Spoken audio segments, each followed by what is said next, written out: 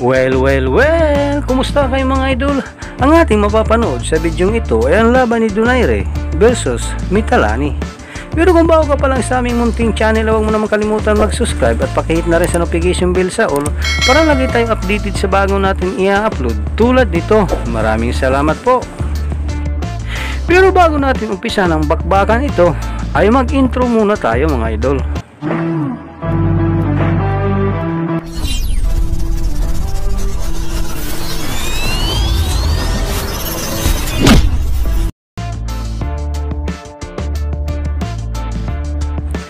Taong 2008, isang taon matapos mapanalunan ang mga titulong IBF, IBO, Flyweight title para sa magdidipisyang Armenian fighter na si Vic Darginian. Sinagupan naman ni Nonito Donaire ang palabang orthodox fighter na si Moroti Mythaalani. Ang boksingero daw ang ikinukonsidera ng kanyang mga kababayan bilang greatest top American flyweight fighter of the all time. Si Mythaalani ay 5 bisis nang itinanghal ng South African Flyweight Champion. Nasa panahong ito ay may agresibong 23 panalo, kabilang na ang 15 panalo mula sa knockout at may isang talo. Sa kabilang banda, hawak naman ng tinagurian na Filipino Plus ang 19 na panalo, tampok ang 12 panalo mula sa knockout at may isang talo. Ayon kay Mythaalani, ito ang laban na magpapakilala sa kanya ng tuluyan sa mundo ng professional boxing. At ang laban sa lehitimong kampiyon ni tulad ni Nonito Donaire na pinakamalaking pagkakataon ng hindi niya palalampasin. Balikan natin ang naging laban ni Nonito Donaire sa South African fighter na kalaunan nagbigay ng mga talo sa mga bigating mga boksingero.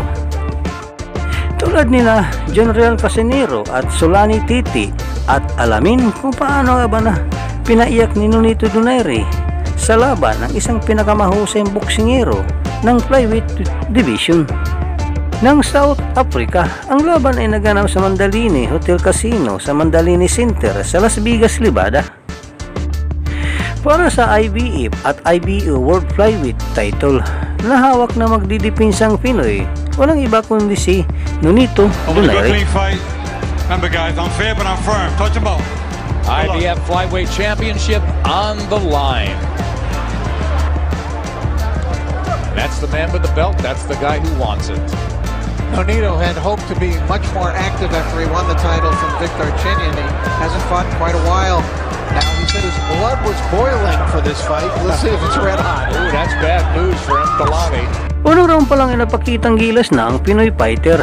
Bagamat likas na malaki si Donaire kaysa kay Mythaalani, hindi naman nagpakabog ang South African fighter. Pinilit na naghahanap ng pagkakataon para mapuntusan ang Pinoy fighter. Punches.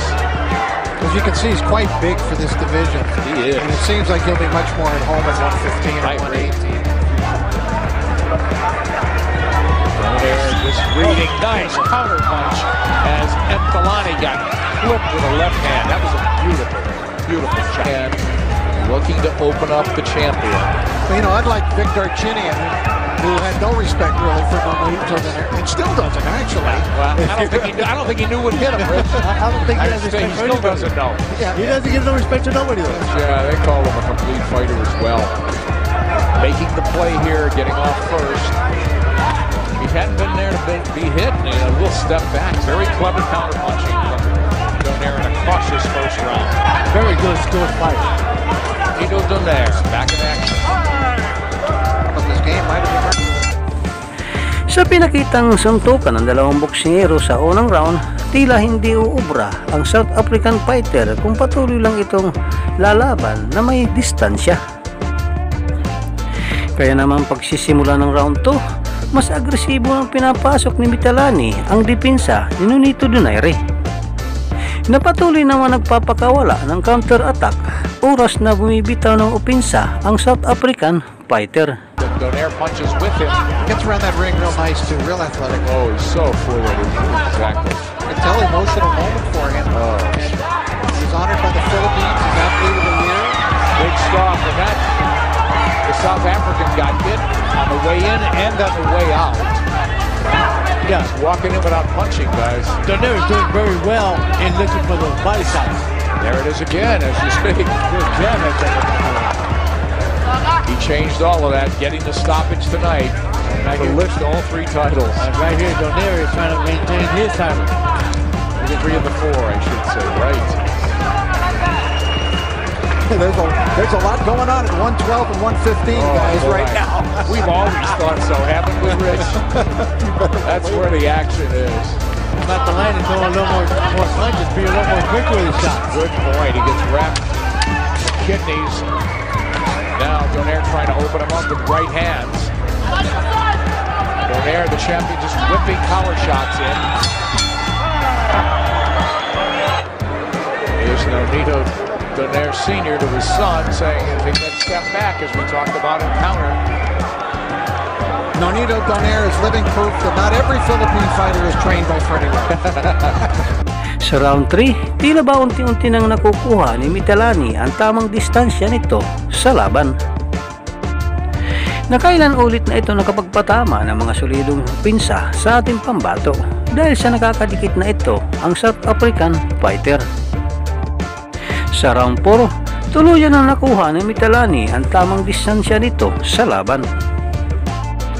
Dito nalalabas ang pagiging kumplitong boksingero ni Nonito Donaire mula sa pagiging orthodox, lilipat ito sa karatido para lamang mapigilan ang solidong atake ng South African fighter. Let your hands go a little more speed. Maybe he's starting to relax a little in there. See that combination. Given a big stage. He's getting to Donaire a bit in this round. He is. Donaire not as busy. Now he's trying to line him up with that overhand right hand and get on the jab once again and try to start boxing him. Donaire actually southpaw. Trying to confuse the African guy. He's just pawing with the jab and trying to set up that left hand this time. Now right there, I would try to take advantage of this.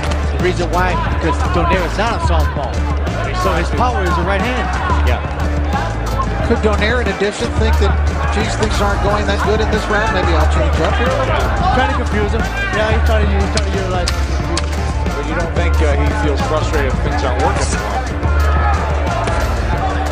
All right, closing out a 4th round and a pretty good one for the South African.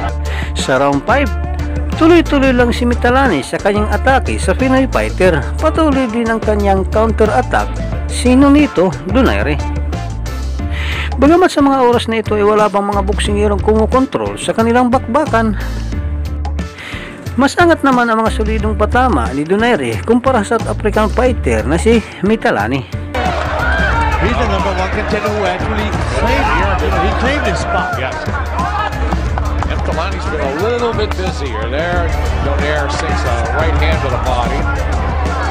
Let his hands go, but he's been very economical, the champion, not wasting anything. And his punch output, as Rich alluded to, on the low side. Nonito's kind of abandoned his jab. He's got to get back to work with that. Yeah, I was thinking he'd start the boxing. Not a great round for the champion here. Closing the 5th. Nevada, the very experienced Adelaide Bird, Robert Boyle. Sa pagpapatuloy ng laban sa round 6, tuluyan ng binago ni Donaire ang nakasanayan nitong tindig sa laban.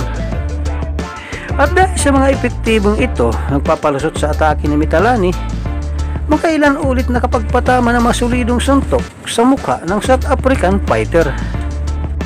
Dito na mapapansin ni Donaire ang pagtagas ng dugo sa kaliwang mata ni Mitalani.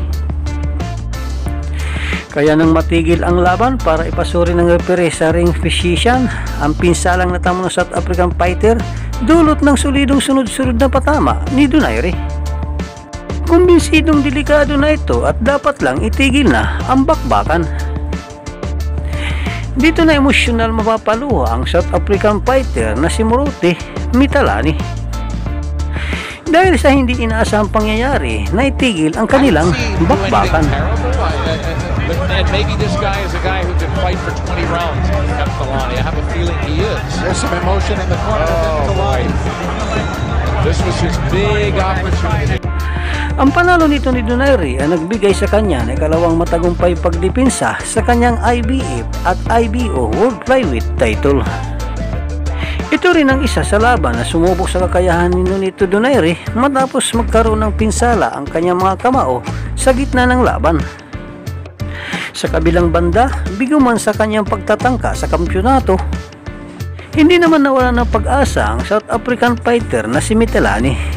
Taong 2009, napalanunan nito ang bakanteng IBF World Flyweight title, kung saan makailan ulit nitong nadipinsan ang kanyang titulo sa mga bigating boksingero tulad nila Sulani Titi at Janrel Casinero. Ladies and gentlemen, after consulting with the ringside physician, referee Joe Cortez stops the bout due to a severe laceration over the left eye of the blue corner. Damas caballeros, después de consultar con el médico de turno, el referee Joe Cortez para la contienda por causa de una lesión sobre el ojo izquierdo de la esquina azul. El tiempo oficial, 1 minuto 31 segundos del sexto asalto. The official time, 1 minute 31 seconds of round number 6. Your winner by way of technical knockout and still the IBF Flyweight Champion of the World, Nonito, the Filipino Flash Donaire. Dito na po nagtatapos ang ating video. Maraming salamat po sa inyong panonood. Walang sawang suporta.